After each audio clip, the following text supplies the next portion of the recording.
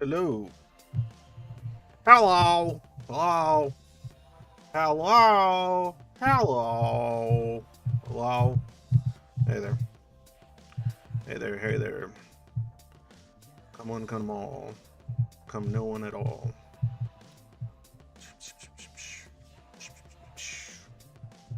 Do re mi fa. Wait. Oh yeah, that's fine. Okie dokes. How's everybody? We got like what, 3 people here right now? Hey, Trudy. Welcome. Welcome, Trudy.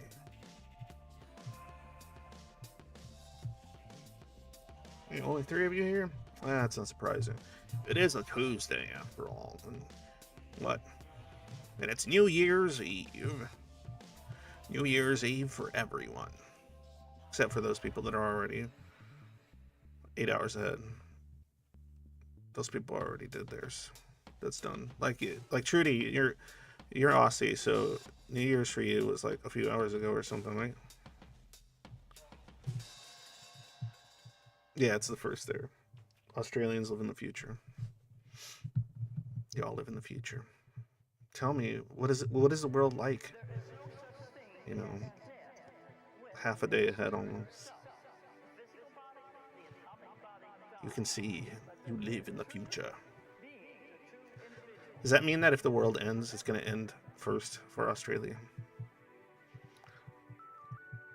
Yeah, you guys are like, we'll get an.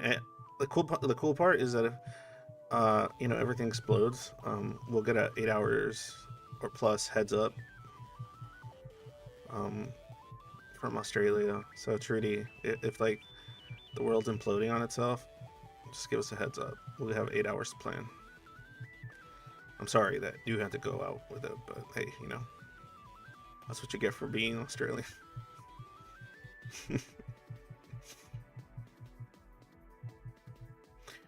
Okay. Am I coming through okay? Is the audio okay? Am I too low? Is the music too high? Any of that kind of annoying stuff? How am I coming through?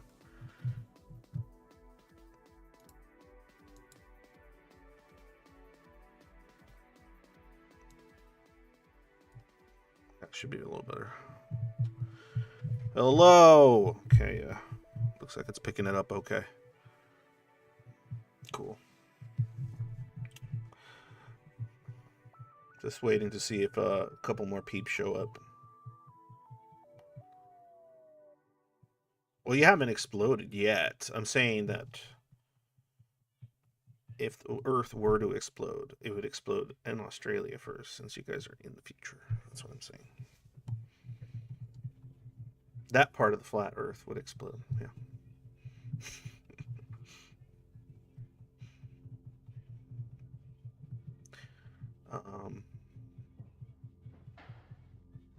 That's one thing that I've been finding funny online.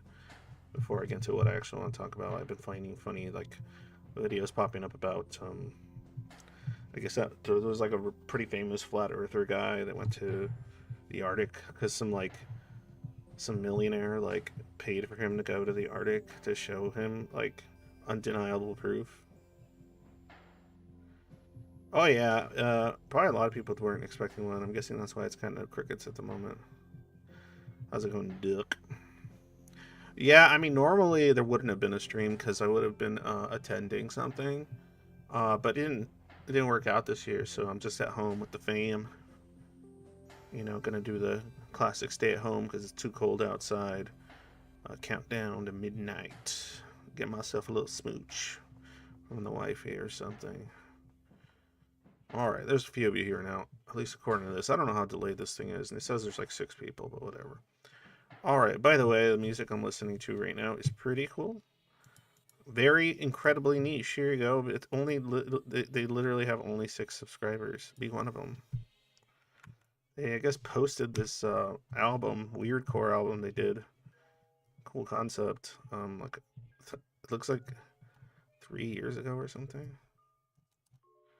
What said, or a year ago? I don't know how long ago, but a while ago. And the channel has 6 subscriptions, so it should be one of the pre-100 subs of this channel. But yeah, it's a cool album called Angels in Your Peripheral Vision. Nice little weird core action. It's fun when I can actually find some like weird core, dream core, trauma core that's actually like an original album. Because like anytime you type those things in, you just get the playlist of the same 10 songs over and over. So because of the algo, the way I have it set up, sometimes it feeds me like some album that's 30 minutes, 40 minutes long that somebody made as an original piece that has like no traction at all because everyone's too busy listening to the same playlist over and over. So check it out. There's some cool stuff in there. Cool stuff in that genre, if you will. That's you got to dig up. Ambient fun times. Okay, so the topic of today is just some of the ideas regarding like media literacy. What are the 3 terms? Like there's like 3 specific terms or ideas regarding it. Or 4, was it 4? I don't know. It was like analyze, reflect. I don't know. There's a couple of like different like schools of thought on the matter, but basically, yeah, use, engage, and understand. Those are the ones I usually, and then access is involved in that. So the idea being that media should not just be like frivolously sort of consumed. That there should be some level of engagement, active thought and engagement on the part of the viewer. Otherwise, you get into trouble, especially nowadays with the advent of what was once fake news is now really fake news, and fake news that looks very very real or pretends to be and such. So it's pretty it's a weird little age we are currently in, and I wanted to talk about how schizoids, maybe not, but schizoids, maybe in particular, I don't know, it's up to discussion, but definitely neurodivergent people tend to develop early on, um, like an organically grown form of media literacy, right? Like a lot of and I think a lot of it comes with just a general constantly having to sort of analyze um, conversation, media that gets produced and isn't really being produced for someone that has your brain, but it's being produced and marketed for people that don't have your brain. And so a lot of that stuff that they use doesn't like quite click. And so you sit there kind of analyzing it and wondering, and why did they do this? Why didn't they just do this? So on and so forth, right? Well, like I don't know if you ever found yourself watching like I don't know, even if it's fiction, right? Watching something and then like breaking it, looking at the narrative and going, "That's weird. Why didn't they just? Why did they add this? That doesn't seem efficient, or that doesn't seem to add to the story. Why did they? Or if you're talking about like real news, you go like, why didn't they tell us? Why did they say all that stuff before they told us the news? Like, what is that? How does that help me understand what is being discussed right now? Like, why is it so sensational? Like, right, like sensationalism.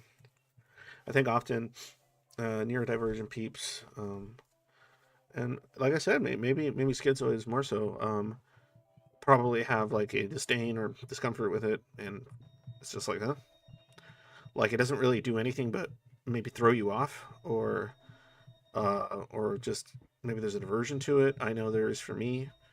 Like over the top sensationalism of news has always bothered me because it's always felt manipulative.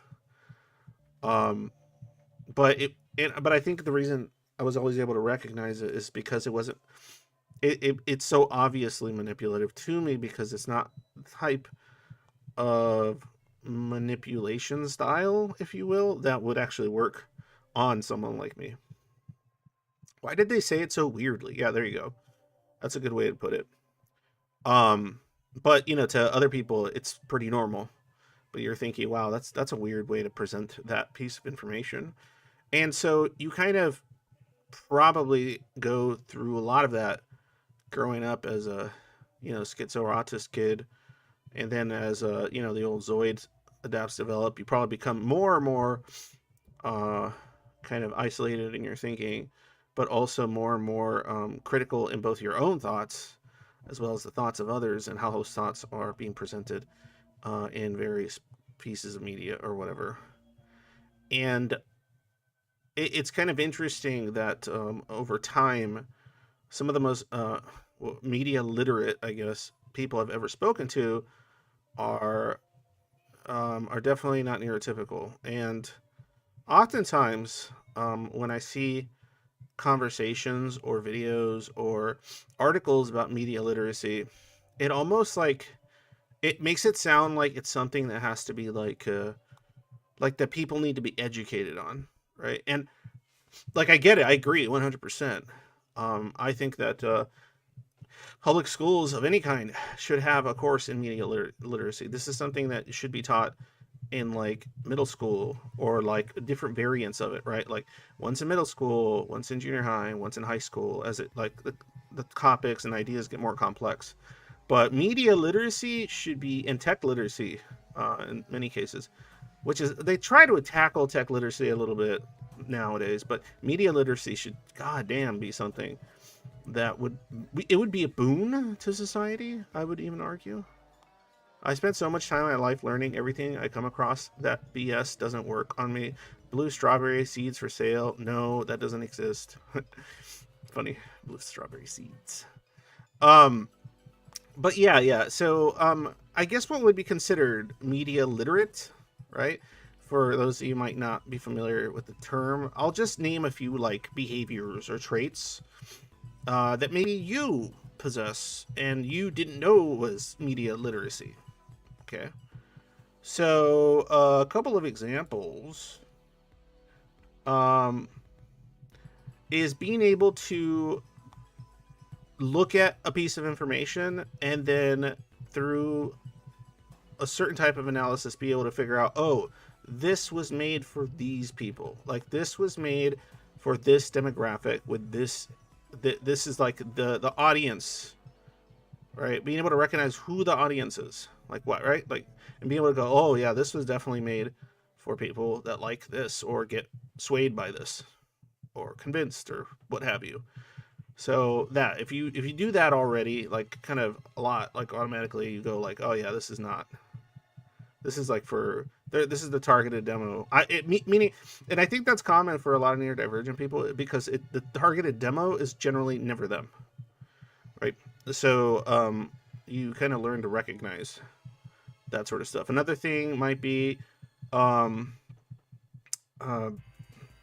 being able to sort of detach your emotional or your detach your moral instincts.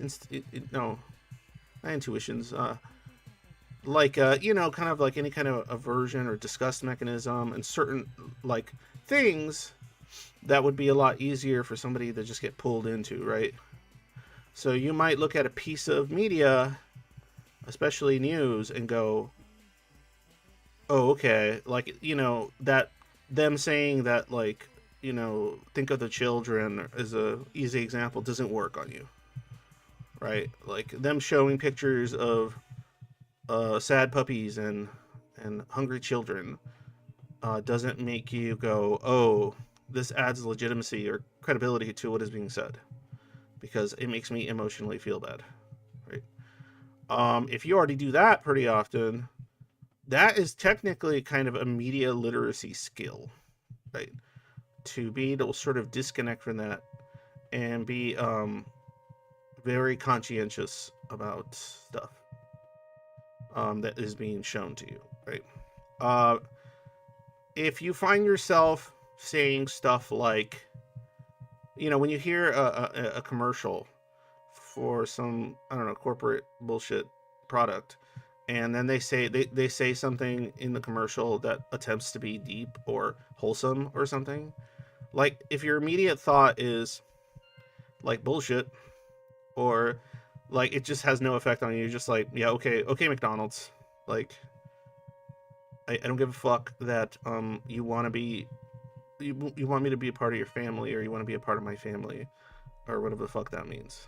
Like if that's your reaction to this stuff, that's good. If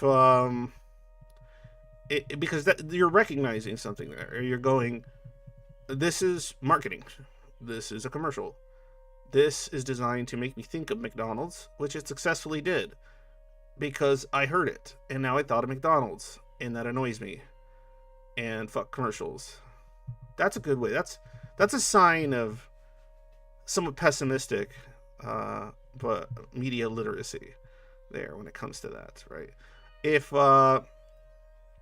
here's a couple other things. If you see a piece of news that seems kind of weird or seems like it's lacking details and it's interesting, you don't read the article and go, this is happening, right?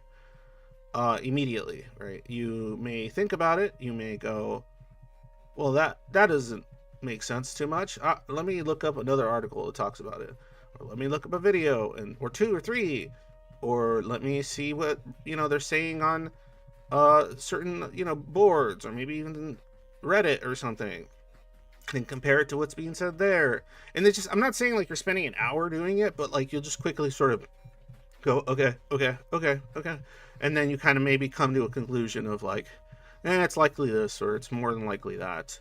um and you don't run with it and then start telling other people about it and how and basically regurgitating the single take that you heard from a single source. Like, if you do that, you're media literate. That's good, right? Being able to separate what is real to whatever degree and what is not real, which is generally whatever is being used to make money, right? Anything that's shown to you to make money, remember, and you probably know this, the reason it's being shown to you is to make money. That is number one priority. Nothing else. I watched a little video thing talking about the History Channel's history of like lies. And it's pretty funny. I was pretty aware of it. I've always been kind of a history nerd, and I remember I used to tune in to the History Channel when I was really young. Back when it was not, when it was slightly better. I wouldn't say great. And even then, I remember, like, learning something in school and then, or reading it in a library book, and then watching a History Channel thing, and I thought, oh, I like this subject, I'm going to watch it. And then I would watch it, and then they would say something weird like, this happened at this point, or this person was the hero of this. And it was weird because I'm like, why are they talking about like it like he was like Superman and he did it all by himself? That's weird. There was like a lot of people involved. And so, like, thoughts like that, that's good. And I had those very early in life. And later on, the History Channel turned into like Pawn Stars and Ancient Aliens, and it was just odd. It just started becoming like just made up shit, because like when Ancient Aliens came out, it was funny because I had read Chariot of the Gods, and I thought that book was funny because I had also looked up stuff about sorry for the weird music. It sounds like there's like panting or something. Um, but I had looked up stuff about the author that I could find back then. Or like whatever, like little things, and then I was like, oh, this guy's not like a cool person. This probably affects what they write about, right? They're a con man, and and stuff like that. And so then you're like, oh, you look into that. You look into the author of an article. You look into the author of a book. If you do that ever, you're media literate. That's good. Now, that's a couple of random, rambly examples.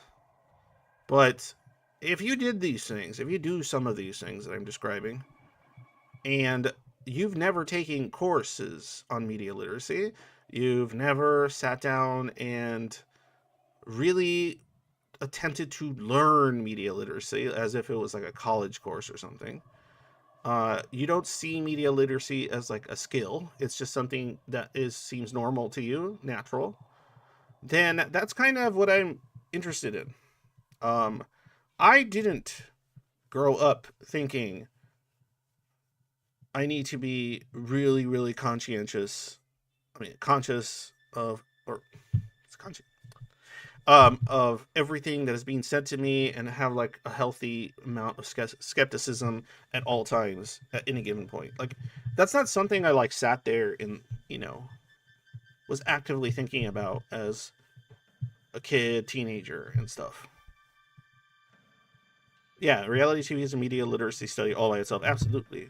I remember when like the earliest forms of reality television, whether you're talking about well, I guess the original reality TV show was, or one of them was The Real World on MTV. And I remember that everyone was watching that, and everyone just assumed everything on it was real because there was no such thing. Nowadays, people know reality TV is fake, right? But when you were there in the like late 90s and early 2000s, people thought this shit was real 100%.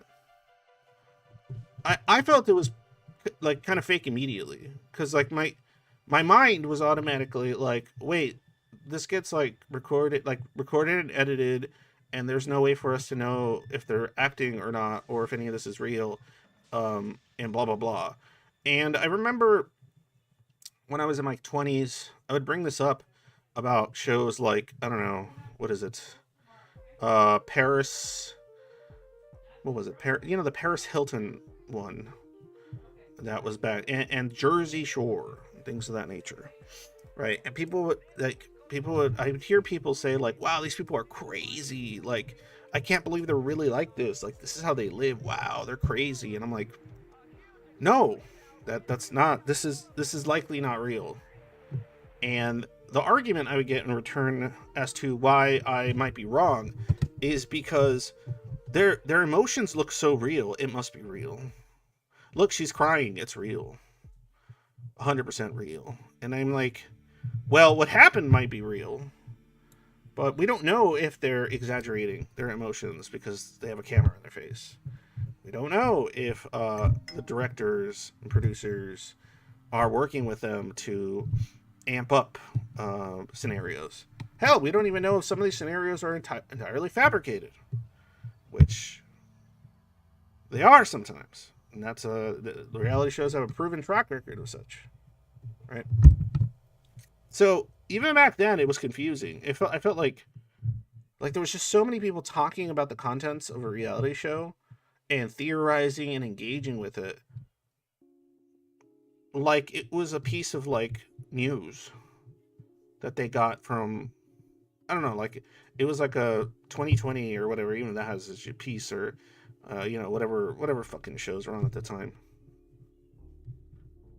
Well, they know what acting is, but because the show is called a reality show, right? They just thought, well, why would they lie to us? Because money. And at the time, it was pretty like it. Like things have improved significantly, but like at the time, it was pretty just legal to just like make shit up on TV and just say it's true. Um, Now they're a little more finicky about that sort of stuff. And what's so weird to me is that now people watch reality TV knowing it's not reality and pretending like it is because that's fun, or just they're just in it for like the goofy insanity of it. And I can respect that, um, because they're watching it with that knowledge in mind, right? And I remember I've talked to people about current reality shows, let's mention this whole thing, and I'll be like, wow, that's like unrealistic, or that's absurd. Like how can they not notice that, like how can these people be saying all this crazy shit and then later saying they never said it, and they knew when they said it they had a camera on them? Like that's dumb. Like, and nowadays you don't get the response of like, no, this is real. Nowadays you get the response of, oh yeah, like they're emotionally invested in the storyline. And then I go, when if you mention this isn't real, like they just go, oh yeah, I know, but like it's fun to watch. And I'm like, well, I don't think it's that fun at all. Um, in fact, one of the things that would annoy me with that sort of television, and sometimes my wife will watch some, and like literally she has it in the background while doing stuff like, I don't know, doing whatever, like cooking, or doing something for the kids or whatever, and they'll say something in it that's crazy, and I'm like, why is this person saying that? And then my wife will be like, oh, I don't know, I'm barely paying attention. And I'm like, so why do you have it on? And they're just like, well, because it's funny. Because sometimes they do absolutely crazy funny shit, and because it's like, she gave me a good one. This is the good one she gave me. It's like wrestling, and I'm like, oh, it's like wrestling. So yeah, like maybe the reason, and I'm not saying this as some kind of declarative statement, maybe for a lot of women, reality TV is what to a lot of men wrestling is. It's like this over the top, obviously fake nonsense that's still entertaining, right? Because I grew up liking wrestling. I knew as a kid that wrestling was fake, but I still watched it because it was funny. Because watching Stone Cold Steve Austin crack a beer and do a Stone Cold Stunner on what is the Vince McMahon, his own boss, essentially, that was funny. It's really clear to me that it was not real. I never argued once in my life wrestling is real, even as a child. I had friends or people I knew that thought it was real, and I would just go like, okay, like, sure, bub. Anyway, oh, here's a good one. This has a nice rundown here. So, if you're the type of person who reads a study on something and then you decide, let me look at one or two more studies on this to see if this connects, that's good. If you don't do that, do more. If you read Wikipedia articles, click on the sources, because sometimes they're broken links, which I think is really funny. Or the information is outdated, or the article that it's sourcing redacted or did an edit of a mistake or something. So there's a lot of that kind of stuff. And honestly, it's like a fun little puzzle of its own. Like sometimes I do it because it's entertaining. No, Don, WWE is not real. I'm sorry, but I wonder how often schizoids in particular develop a kind of fine-tuned amount of skepticism about the world, and I'm guessing that the trauma of living in a world that feels so utterly alien, and the need to analyze how people behave and what people are doing, why people do what they do, because you're just trying to navigate it all because it's all overwhelming and crazy, and you don't want to deal with it, so you have to like find all the strategies you can to be able to deal with it or avoid it, and just you kind of like learn to be very skeptical of people, which I think makes you very skeptical of anything people make, right? So is that your experience, guys? If you watch this as a VOD, please leave comments. Please like and subscribe and leave a comment down below. So stupid. Like that's kind of one example right there. Like can you imagine like believing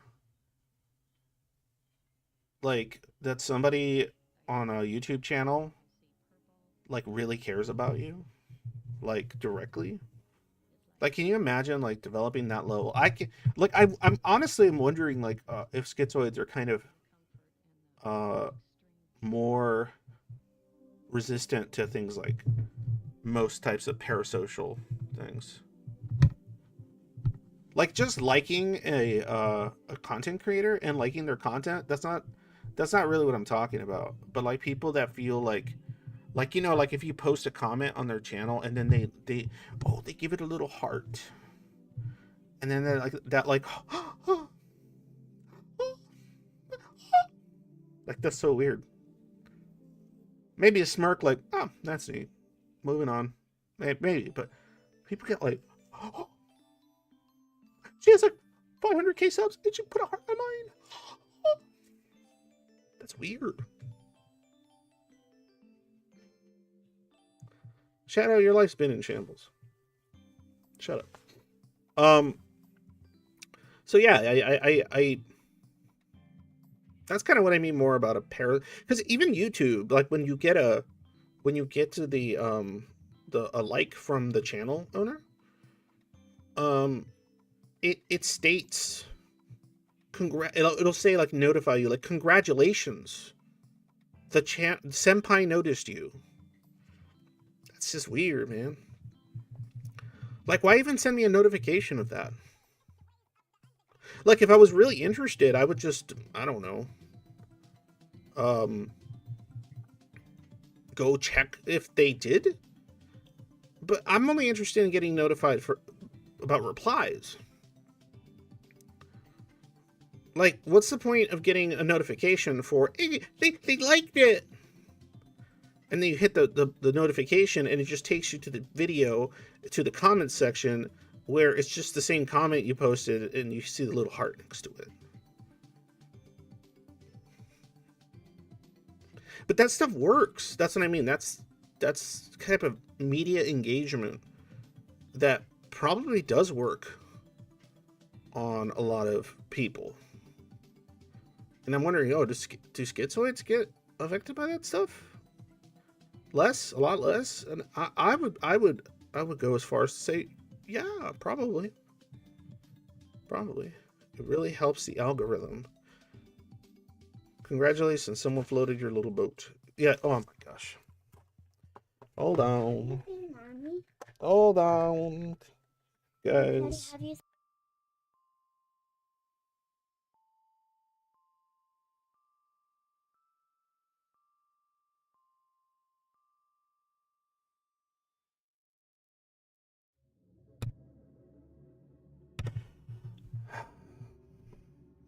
Yeah. Sorry about that. I didn't even know the door was that close normally. Let me switch this over. I do not need my children appearing on my live stream. Okay. So, what was I saying?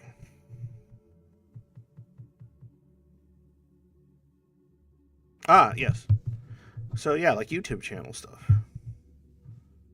Yeah, that sort of yeah. Okay, so I was talking about how wonder if schizoids are more averse to parasocial relationships with content creators of any kind, and have they always been kind of averse to those things? I'm wondering if schizoids are generally more media literate and skeptical of the intent, the reasons for, and so on and so forth. I'm wondering if when somebody that is schizoid watches a documentary on anything, if they just automatically go into it thinking, okay, this is just like one perspective, and this is obviously trying to sell a specific perspective, and it's still interesting to watch, but this isn't going to be what makes or break my thought on this matter. Like, I remember people watching stuff like, what's his face's movies, um, Fahrenheit 9/11, that guy. Fahrenheit 9/11, Bowling for Columbine, whatever. Like, I remember, like, people going to see those movies in the theater, and then, like, they watched it, and they just, like, came out of there like they just heard a fucking sermon. Like they just heard, like they just went to church and felt the touch of God or something. Like, that's all they needed. They were like, oh, I didn't know about that, and now this documentary taught me everything about it. And now I know. Now I am one of the people who know the truth. I am a knower of Michael Moore. There we go. It's like, okay, like, why would you think that? Why would you think that? It's weird. And I remember I would come out of those type of movies and have a lot of questions. I never felt like I was given all the answers. I just always felt like, wow, there's more questions that were not answered, more detail, more context that was not explored. So I always came out of those types of documentaries feeling inquisitive. But often I would see people coming out of those types of things feeling knowledgeable. Like they now know something. Gnosis, right? All that bullshit. Now, if you come out of a documentary feeling inquisitive, good for you. That's more media literacy.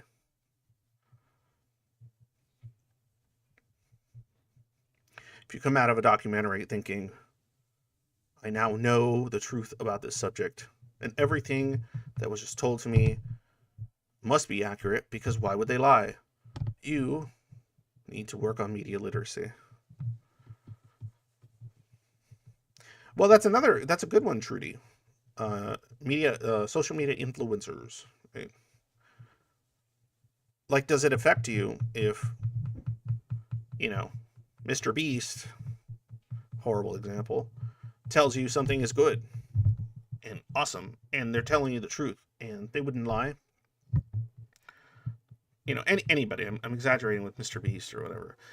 Like, at any point, even when you were younger, were you thinking, oh man, this guy says it's true, it must be true, because I like his content, I like him?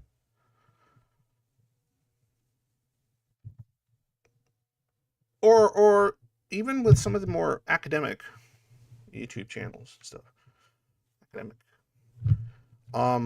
You ever watch them and go, wow, that was interesting? If you get out of this and go, wow, that was interesting.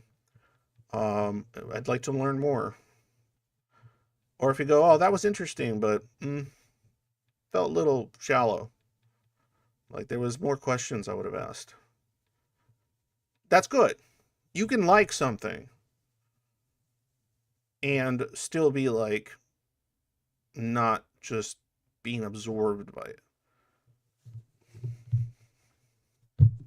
So do you guys do that? I certainly hope you do it for my stuff.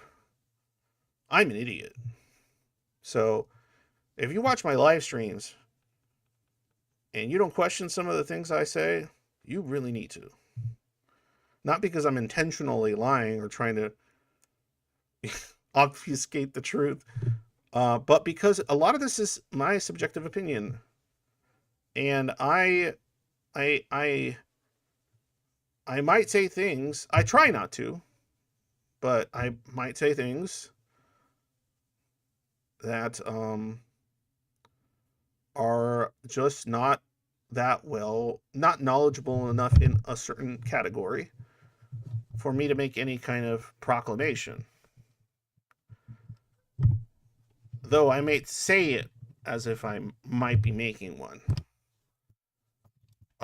And I have probably in the past made some because I was getting fired up. But it's funny because in the back of my mind, even my own proclamations, I always know they're just yapping.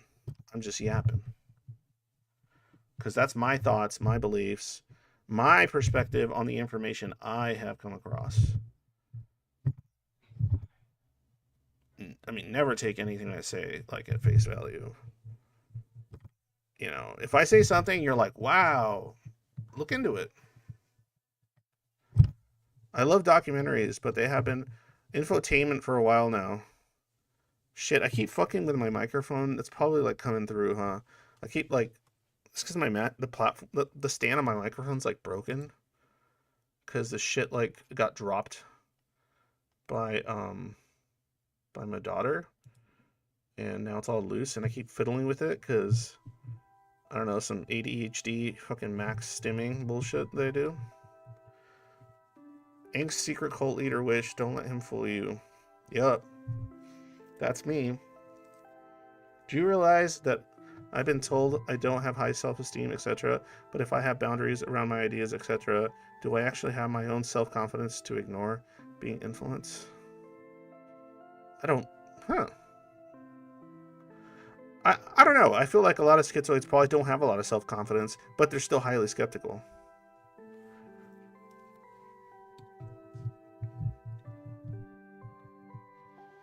I could see some Zoids joining a cult just for the hope of feeling something and then realizing it's just as bullshit as everything else that they thought was bullshit. I can see that.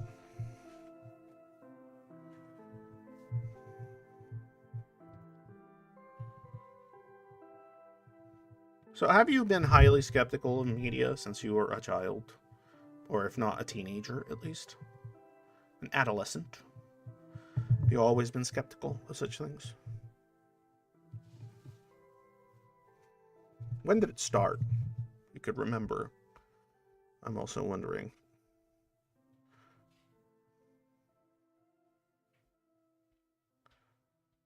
Oh, this I didn't read the superset. Yeah, I can see that. Curiosity. Yes, curiosity is a good thing. Curiosity and skepticism. They are a beautiful thing together. Now, I know I'm prone, due to my schizospec thinking, I am prone to intuitively make assumptions and connections. That is a skill I had to hone and control, because it would negatively impact things like my media literacy. And I would forget, just because I found 3 things to corroborate it, does not mean I've figured it out. One must be humble in their statement making. Your dad was a big bullshitter. Well, there you go. Skepticism is better than confidence any day, unless you're the confidence man. Oh yeah, absolutely. Or, you know, it's weird. Like, people tend to really dislike skepticism. They'll often confuse it with pessimism, even though I'm guilty of that.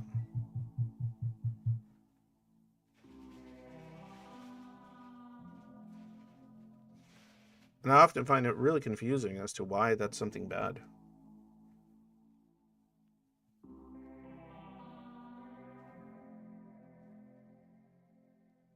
Like, I have, beliefs that someone that's very skeptical or a skeptic, especially one very STEM focused, would think that's stupid.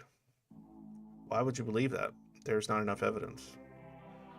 And I would say, I know. I'm okay with that. And I'm okay with being stupid. But I'm fully aware that it's just a belief. And I'm fully aware that that belief could be complete fiction. And I'm fully aware that maybe it's cope. But I know it, and I can recognize it as such. Right?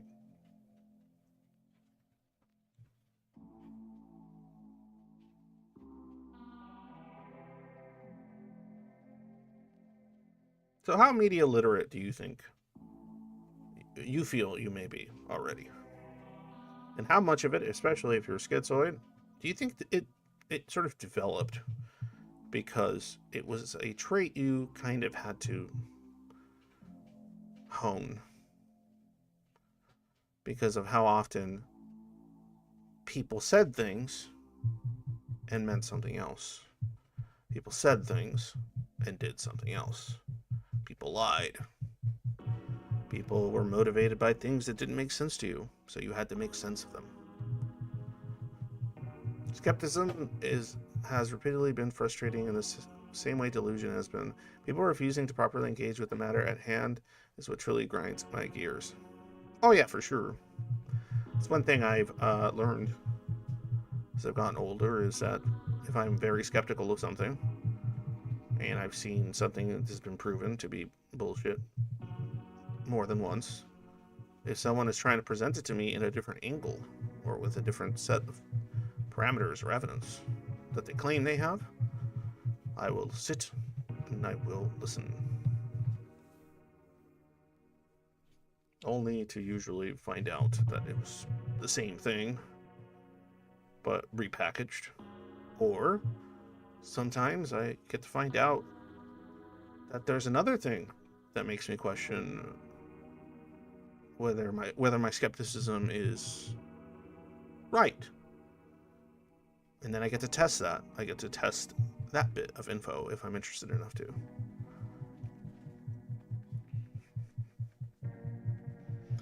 There's actually a channel. I wouldn't recommend it to anyone unless you're already very skeptical and media literate. I think it's called A Minute of Terror. Minute something of Terror. I forgot what it was called.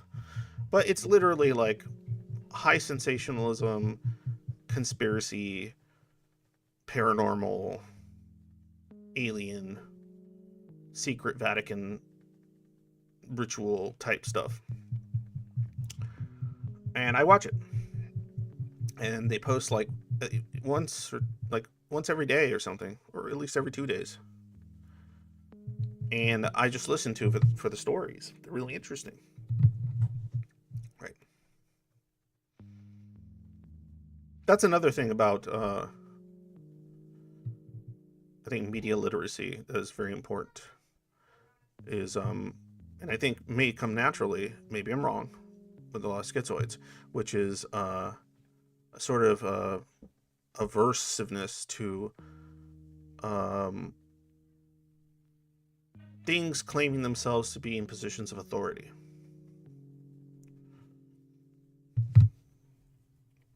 Right? So, oh, 1 second.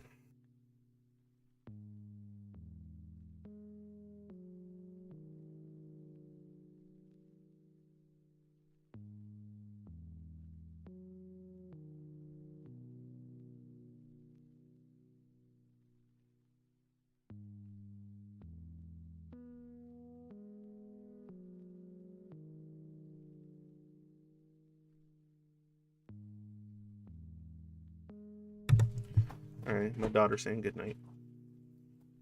Anyway, man, always throws off my like train of thought when that kind of stuff happens. Oh yeah, the authority. Right. This one's weird. This one's weird. Uh, have you ever seen somebody give something more stock, like value, in what is being reported or said or claimed, because it's coming from a well known or well accepted I guess producer of news publication, like where people go like, oh wow, I heard about this and this is why it happened, and I'm like, where did you hear that? And then they say fill in the blank, whether it's some BBC, CNN, Fox, whatever. It doesn't fucking matter. It doesn't matter. Just fucking whatever it is. And they say that like that means something. That's weird. It's always been weird to me. And if it's weird to you, that's good. It should be weird to everyone.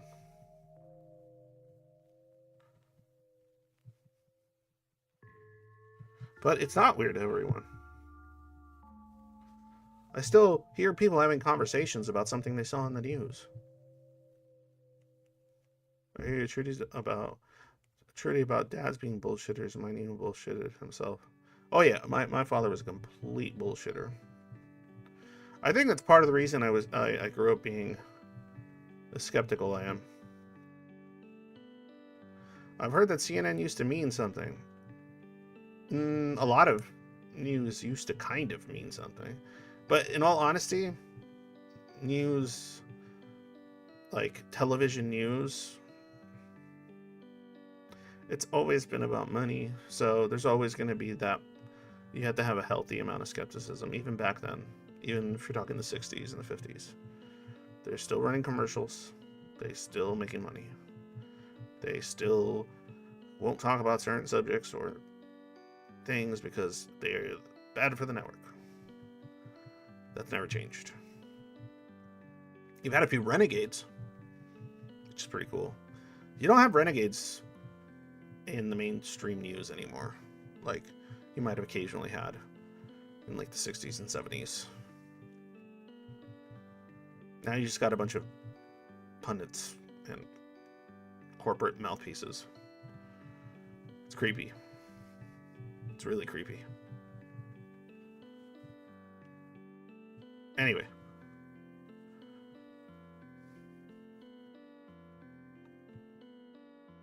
But even when, because like, you know, even now it happens, but when I was growing up, I would hear my parents or people talk about arguing about something because their single news source said something that opposes the other person's single news source. And my thought was always like, how do you even know they're telling you the truth? Were you there? Was this, did you see the raw footage that they keep censoring from you? Because it's for your own good that you don't see it.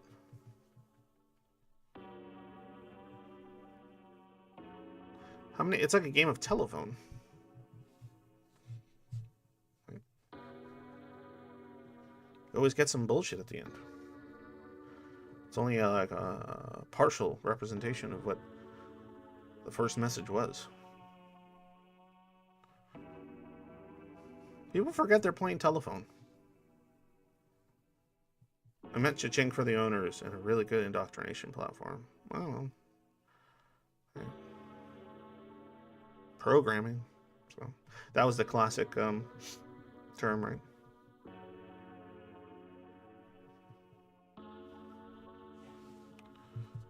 I don't even know if they call it that anymore as much. Call it programming anymore. Or did that get such a bad rap they stopped using it? Winter, I think a lot of people approach things as a social conversation first and factual accuracy second. Schizoids may be more fact-finding exercises first and social access as necessary, burden only. Yeah, that's kind of interesting. That's a really good point, Winter. So yeah, if the average schizoid is just not interested in talking to people about news for the sake of social interaction, then they're going to want to talk to people about news for the sake of accumulating more takes, perspectives, or knowledge on the subject. Right? So then, yeah. They probably don't see a piece of news that's crazy, and their immediate thought is, wow, I can't wait to tell Sally and Susie about this crazy thing. It's probably more like, I read the thing, I looked at it, that was crazy. How true is it? Let's discuss the validity of this thing and engage with it. And I will share it with someone else that may do the same. And I want to see what other people like. Here's a good one. Here's another very good sign of media literacy. Right? And like I said, if you already do these things, you're pretty media literate. And you probably, if you're schizoid especially, you probably developed it organically throughout life. If you click on a video and the video has a title or a claim that sounds crazy, or the content creator says something that you would have to verify or whatever, how often do you read the comments and scroll really far down past the top comments? That's another tool if you do that. Because then you see the people that are going, no, that's bullshit. Here's why. If the comment didn't get deleted already. And then you might go down that rabbit hole to see why it's bullshit. Maybe the bullshitter is bullshitting. Maybe this is bullshit. Right? I can't tell you how many times I've watched a video, thought, well, that was kind of interesting. Wonder if it's true. And then the comment will be like a paragraph explaining like why it's not. That's one of the reasons I like the channel I was talking about, because it'll make here's a recent thing going on, right? According to like a lot of people that are into this stuff, you know, I don't like to say like more schizo shit, but like it's hard for me not to say that because I'm kind of on that side of things. And when I was in my early 20s, that's all I was consuming was like above top secret.com type shit and like stuff that would be the equivalent of like /x on chan boards. And just be like, you know. But I wouldn't, I would always be like, it's probably not true, but I want it to be. Like, that was always kind of my thought. I'm like, please be true, please be true. And I would always get disappointed because then I would be like, oh, it's not true. So the hype would go away. I'd be like, oh, so that's not happening. Or that didn't happen that way. The truth is really boring. And yeah, I would get disappointed. A little sad. Sometimes downright depressed. But that's me. Those are my problems. But, anyway, yeah, there'll be comments below some of those videos that, like, you know, like those channels that like say like, you know, the pineal gland opening of humanity is going to happen on, you know, December 31st, 2024. Or some bullshit. And then you just read the comments. There'll be like STEM people in there, autists, that are like, no, let me explain. Actually, and then like, but like not like disparaging actuallys, but like an actually that's like good. Even disappointing. But one example is this fog. There's like a thing going on around on these channels, TikTok and what have you. There's a fog, right? It's like, oh, that fog. This fog's sicker than ever. This is a crazy fog, right? And what they're saying is that like the fog lasts for days. I guess there's some parts in LA. There's fog like in different parts of the world, Australia even, Trudy. That like in different cities they'll have like these crazy fogs, like Silent Hill level fog that'll last for like days. Your pinecone gland, hell yeah. And I remember I made a joke a while ago to somebody said something about pineal gland. And then I said, is that what they're referring to when they say the men's P spot? But anyway, and rub that pineal gland, boys. It's good. It's good for your pineal gland, so you don't get pineal gland cancer. That's about right. Appeal to about the same mentality. Anyway, so yeah, it was my WWE, of course, for sure. And I would get really hyped, and then I would know in the back of my mind, like, oh, well, no, this is not true. This is never, none of this stuff is ever true, because it's too good. It's too fun. But anyway, the fog. I get distracted, ADHD, remember, and apparently my Adderall is, got to up it, because this 15 milligrams I'm on, it's barely doing anything. Yeah, they're saying that the fog is too thick, it lasts too long. If you shine light through it, it looks weird. It doesn't look like normal fog. Look it up. Look it up. Weird fog. You know, look up a YouTube video or two, or look up that channel. I think it was called A Minute of Terror. A Minute of Terror. I don't know. I don't want to link it because I feel like I have like a weird love-hate relationship with like promoting a channel like that. But anyway, and so. Yeah, and like according to them, it leaves residue behind, like where, you know, and now they're saying that like the fog makes people sick. So people were like, oh yeah, this fog's been around my town and I've been getting sick and I think it's the fog, right? And then like you know, I think the guy who does that channel deletes the debunking comments, but um they'll like people like you know, as soon as I saw it, I'm like, this is funny, and I sent it to my buddy Era, and they were like, oh okay, this sounds fun, and I'm like, yeah, it is fun. And then like immediately it was like, oh, but what if it's this? Oh, it might be this. And I'm like sending links, and I'm like, oh yeah, but, you know, wouldn't it be cool if it was this? You know, like there's this kind of like tech that has to do with like almost like little dispersal of certain types of particles and such that can be used to like you know, I don't know if you've seen like the latest Twister movie, Twisters, or but it was like the idea of like dispersing something so that it could actually like uh create a 3D rendering of the area without actually having to, you know, go in there and take pictures and look around, right? So if you have like a fog go through a town, it could like they could use the information coming from it all to like render a full schematic of everywhere that the fog touches, something crazy like that. And I was like, wow, that one sounds cool. I wish that was true, because that's crazy.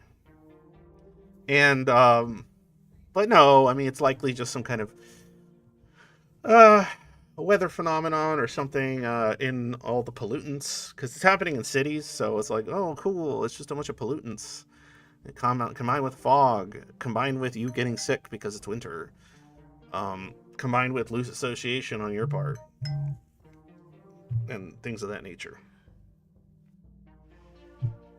right? That's probably not killer fog,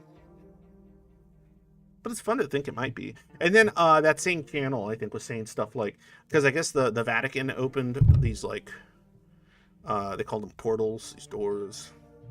I'm not going to get into it. It's this whole thing. There's all these conspiracies about the Vatican opening these portals. Not like literal like portals, although people claim they could be, but like these doors that represent stuff. Blah blah blah. Anyway, they're saying like, oh, weird how this fog coincided with the Catholic Church doing this or that. It's like, maybe they've unleashed something into our world. I'm like, wow, that's so cool. It's crazy. But I'm like, it's bullshit. It's fucking bullshit. It's fucking dumb. But I want it to be true. Right? I think most of that comes, like, inside me comes from, like, this world's fucking boring. So even when something kind of bad happens that's really weird, it's kind of exciting. Even though you know it's probably not that weird. Like, I keep seeing videos pop up about, like, oh, CERN, they finally fucking, there's evidence that the leak thing happened and fucking things from other dimensions are crawling over. It's like, cool. That would rock. Someone in the town I live told me it's raining too much these days. I just happened to pull out a notebook. I wrote all the details of every storm we had in 18 years. See no change. That's funny. I'm not a coincidence theorist, but a lot of the truth stuff is posted for the purpose of poisoning the well. Oh, I see what you're saying. Like the whole I see, that's what's really interesting, is that a lot of the conspiracy stuff that people talk about, like, you know, feds and psyops and shit like that, like all that stuff's like, it's real, it's true. It comes down to like, but regarding what, right? And I think that's where people fuck up. I think they think, oh, you know, the government's trying to keep us from finding out the earth is flat. It's like, no. Or that giants were real. Like, no, they're probably trying to keep you distracted from paying attention to the actual inhuman shit they take part in and hide and don't talk about by making you focus on giants. and the government hiding them from you. Like, what better way, right? Like, I know that this is its own little conspiracy, right? Or what have you. But what better way to get, like, the neurodivergent schizos to, like, get them off your ass by giving them, like completely over the top shit that they can rabbit hole. Conspiracy mind is the conspiracy. Yeah, that's I've always thought that it was interesting. It's like, oh, like I think a good example would be like, here's an example, right? Like the Luigi thing happened, and you know, my immediate thought when I heard of that was, oh wow, this is going to be a thing. Oh cool, people are going to talk about like class. That's kind of important. Oh look, it is happening. Oh wow, okay, they're talking about this. That's good that this conversation is being had, right? Blah blah blah, and I'll be like, okay, and then I'll see the coverage, and I'm like, I won't think like, oh, the media is trying to, blah blah blah. No, they're just like, they're just playing whatever institutional trumpet they need to, and corporate friendly jargon they need to say to keep getting the money, more money, money, money, money, money. Like, it's not like this big fucking elaborate thing. And then there's people that talk about how, like, Luigi Mangione he's an actor. Look, he was an extra or something in this show, and look, that looks like him in the background of fucking this episode of um I don't know, Grey's Anatomy or something, some bullshit show. All of a sudden, drones. It's funny. Um, yeah, it's like, oh, and so they think like that Luigi's like an actor, and this is all a psyop in order to get everyone riled up, so that they cause riots, so that they have a reason to come down on us and finally implement the state dystopia. I'm like that's fun. That's a fun thought. But like, why would you jump?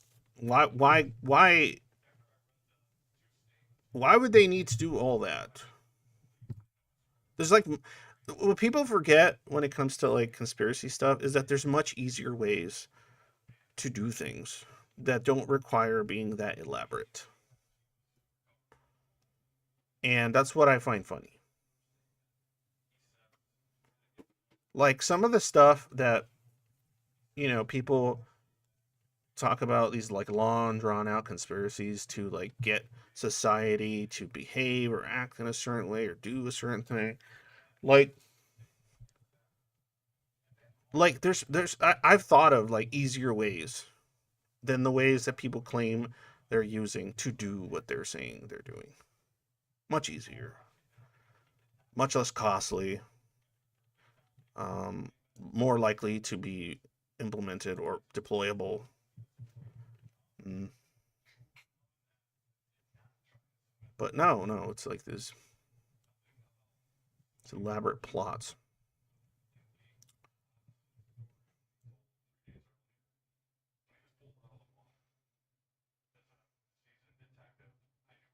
Like, one of my favorites is this was just this one's just always been so goofy to me, and I think it's funny. The idea that the state um has such a hand in the fiction media or film industry, um in regards to like science fiction films, and how they're using them to have us acclimate to the idea that human beings and aliens are going to be a thing, so that eventually when they tell us the truth about aliens, we're going to be like, oh, I was prepared for that because I watched Arrival or whatever. Or, man, Interstellar really helped me understand the stuff that they're going to like say is true. And I'm like,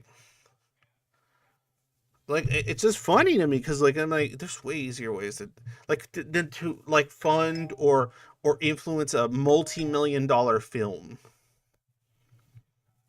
Like no, you can do that shit for a quarter of the money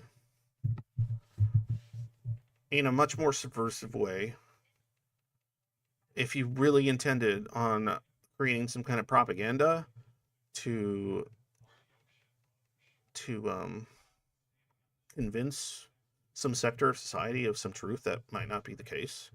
And this isn't. I mean, various governments have done this. Corporations can do this. That's normal. That's what they do. That's why they're awful. But it's weird the lengths that people will go to make it as convoluted and complicated as possible. I don't know if the reason that is because it's more fun, which I can respect, because it is more fun. It is more fun for the conspiracy to be like really elaborate and involve like thousands of people that keep it hush hush. And it's just the most amusing part, if you've ever gone down those types of worlds, which I have, is the whole like anytime something comes out that kind of pops the bubble of the big elaborate thing, it immediately gets dismissed as a psyop every time. What doesn't fit the narrative I created of like the really cool headcanon of what they're doing must be a psyop to distract me from the truth. It's like, how can you even how can you even test that? Like if you can't even really verify what's a psyop and what isn't, like why not just say everything's a psyop or nothing is, or some things are, but I'll never know. It's probably better. I like the book on disinformation by McIntyre Lee. He argues that all conspiracy stuff being promoted is just part of weaponized misinformation campaign to sow general distrust in anything at all being true or trustworthy. So not to promote nutcases, but confuse and disable normal people. There you go. Or there's that thing I was saying is like, what if the really over the top theories like that get pushed by for years like dudes like Alex Jones and shit, like people have like always talked about him being like a controlled opposition kind of shit. Controlled opposition's a real thing. It's called black propaganda. It's been used. It's been implemented. It was used a ton during the Cold War. That's normal. Therapy is a psyop to suppress art. It's a what's it called? Antipsychotics are a psyop to stop the neurodivergent uh, schizophrenics from reaching their full like godlike potential, and yeah, that's what that's for.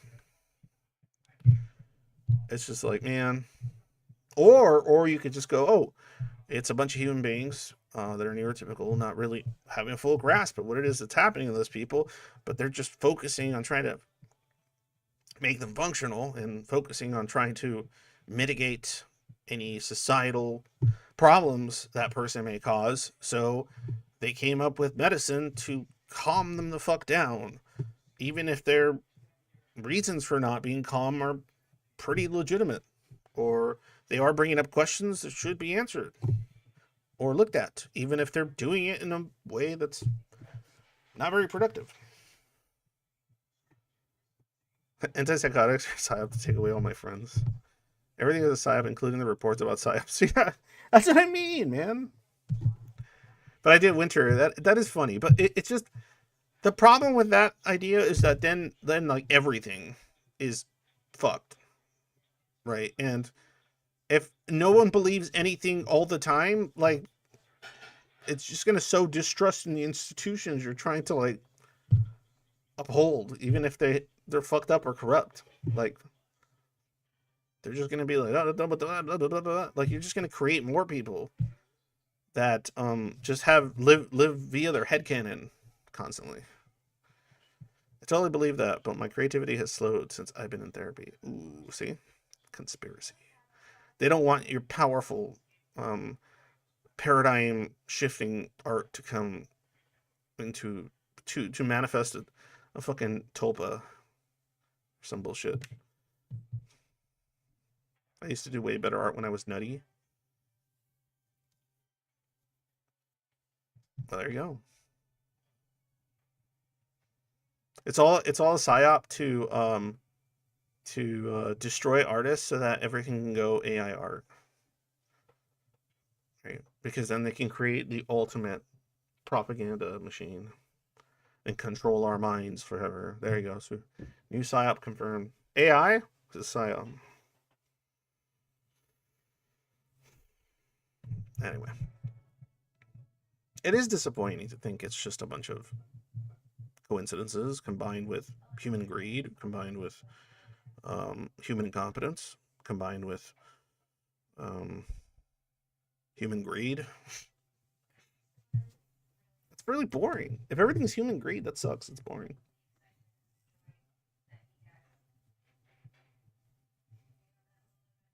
Like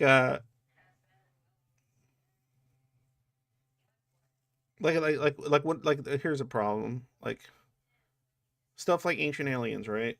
Like the problem was that the people believing it and some of the people writing this stuff were basically just dismissing um especially non-western fucking non-western civilizations ability to create things. It's like, oh, that was impossible. They didn't have the tech. They couldn't do. They didn't have the math. They were stupid and primitive. They could. There's no way they could have fucking done it. Or the my favorite is like, oh, even with the equipment we have today in the modern age, we couldn't build the pyramids. Well, no fucking duh. Like our stuff's not designed to build fucking pyramids. Like had we focused on building pyramids, we would have really good pyramid building tech. We don't build pyramids.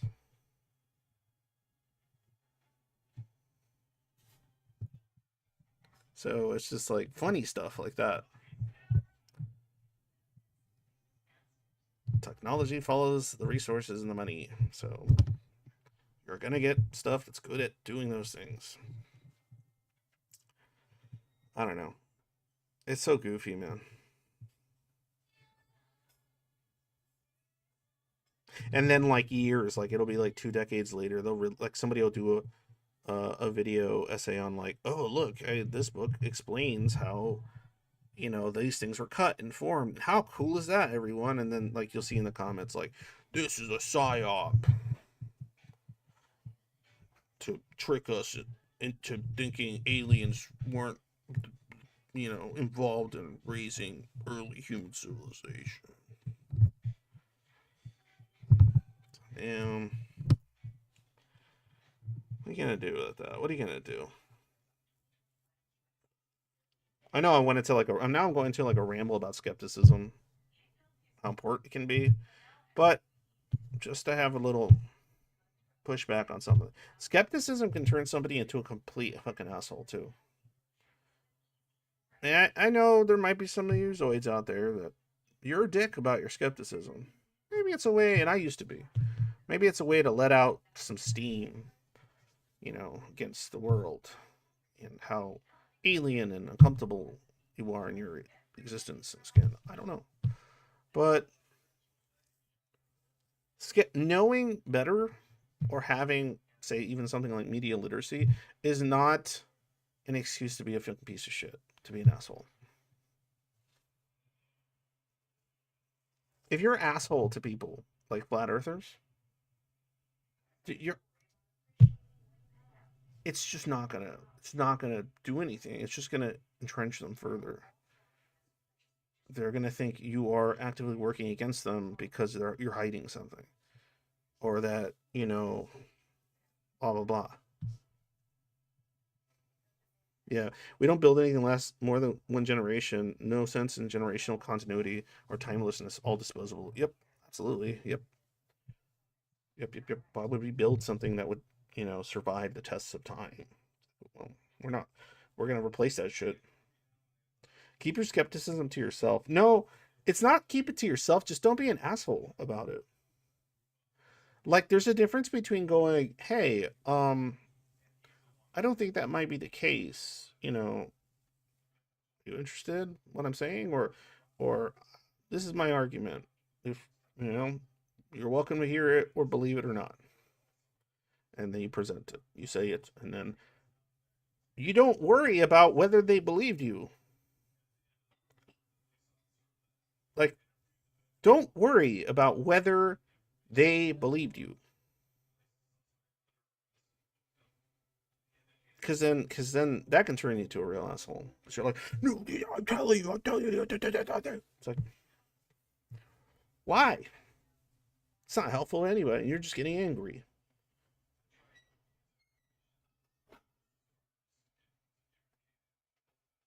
I've seen skepticism be used as like a tool to belittle people,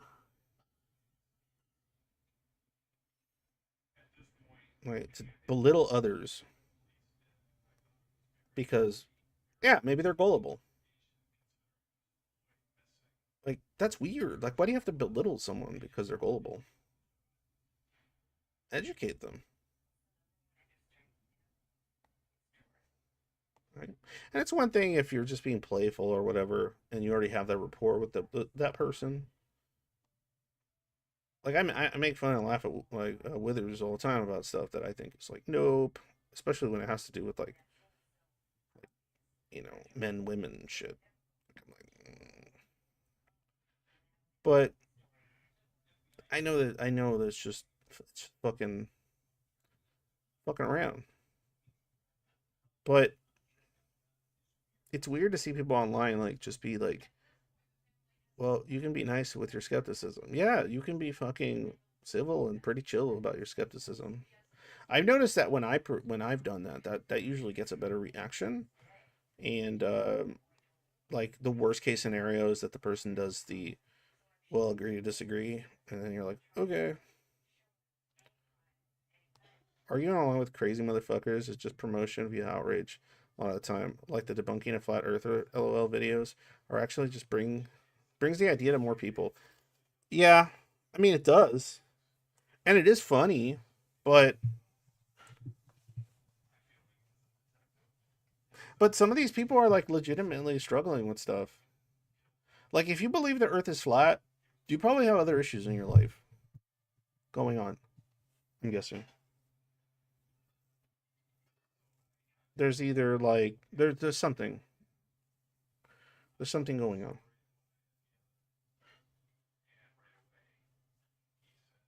That isn't just like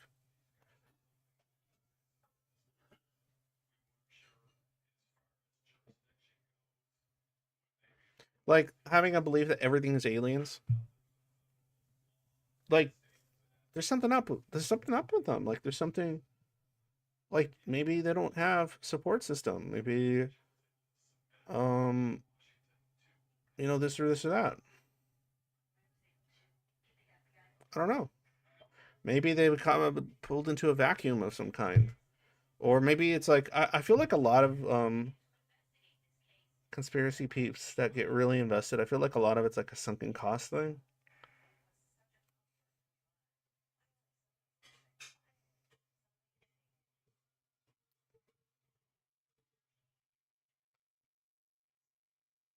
Most people are too emotionally invested in their beliefs and preferences to view skepticism as nice, more like a declaration of war. Yeah, you don't. Those aren't the people you engage with. And they're like, they're just you're not. Nothing you say is gonna declaring war back on their assuming that you declared war when you didn't. That's on them. You just leave that alone. It's like okay, bye.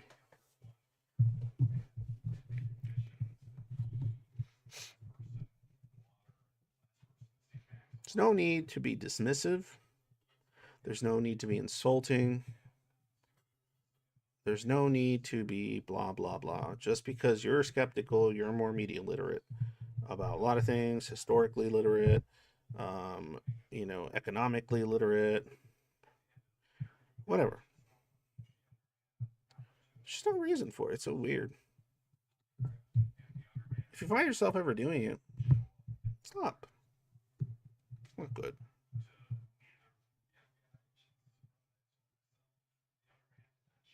Well, life is boring in many regards, Trudy. That's why conspiracies are fun. And I'm always hoping one of them actually pans out. I'm always hoping. I'm like, please pan out, please pan out. Oh, it didn't. Shucks. It's kind of like my approach to certain types of like conspiratorial, like over the top sort of theories on whatever's going on in the news coming from like some weird parts of the internet. I love that shit. It's so much fun. I just want it to be interesting, and it's always like it's like playing the lotto or something. I was like, I know I'm not going to win, but it's still fun. Whee!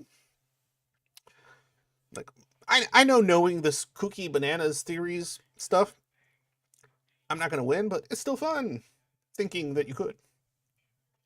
Sometimes they're like half right though. That's what I mean. Like how many times is like people mean the fact that like Alex Jones was right about like a bunch of stuff. But I mean, when you're saying like a new fucking thing every show, some of the shit you say is probably gonna land. The whole broken clock, right twice, that kind of shit. I don't know. I just don't see any point on hating on that so badly. There are worse things to be in this world.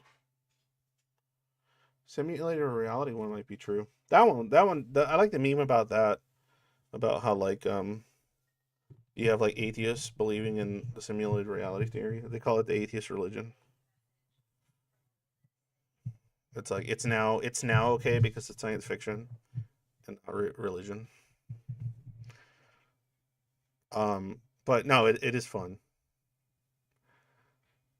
I mean, like all that stuff. Like I'm like, I hope it's true. That'd be cool. That's interesting. That's better than like anything's better or more fun than it's just all a coincidence and an accident. That's really boring. It's lame. Like if the origin of the like the origin of the universe and sentient life is just like uh just just kind of happened. Like that's not fun. Of course, it's not fun. It's probably the case. It's likely the case, but that's not fun. It's boring.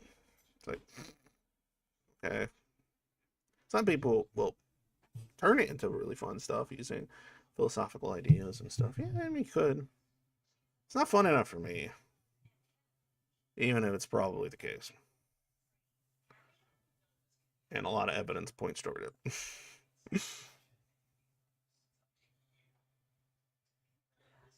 It's fun sometimes to listen to some of the really outlandish proof and justifications.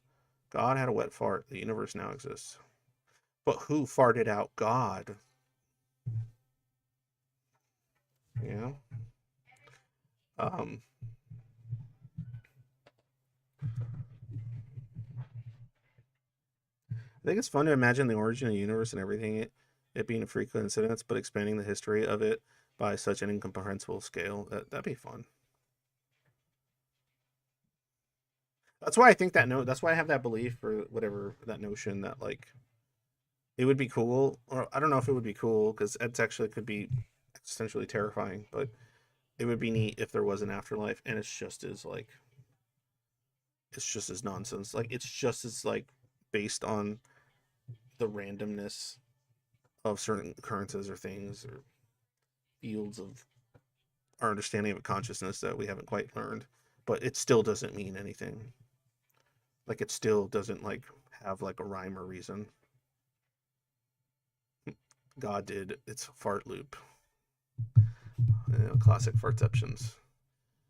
There is no sentient life in the universe. We're all just puff of smoke from God's crack pipe. Yes, that's some very very good. Was it Shub Niggurath? Is that the right one? That's the idiot god, right? The blind idiot god. We're just a dream. We're show. No, it's not Shub Nikonath. Is it? Is it Shub? Or am I mixing it with somebody else? No, it's not Shub. Azathoth. I think it's Azathoth. Blind idiot god. Yeah. That we're just a dream. Like its dream. And when it wakes up, we'll all cease to exist. Some bullshit like that. Some Lovecraftian fun. That would be the equivalent of God's crack pipe. What kind of crack would God smoke? The best kind. Anyway, guys, went from media literacy conversation to skepticism to God smoking a crack pipe. All right, sounds like pretty normal for this for these streams. All right, thanks guys for joining me. Thanks for being here. Consciousness is just running of the car. Thanks for joining me. Thanks for being here. Please support me on Patreon. Please, please, please. I could use the fucking cash. And so support me on Patreon. If you don't like Patreon, go on PayPal. I keep forgetting, but I also have a Coffee account or Ko-Fi or whatever the hell. If you look up Schizoid Angst on Coffee, you'll find me there too. If you like that better, it's honestly better than Patreon in many ways because they take like a lot less money or anything out. For their service or whatever their service fee can trash can stuff. But yeah, thanks a lot. Please like, sub, blah blah blah. Yay, bye. I've been a big chatterbox today. Yeah, that's fine. There's nothing wrong with that. Okay, well, I'll see you guys later. And as usual, when day is dark, always remember, happy day.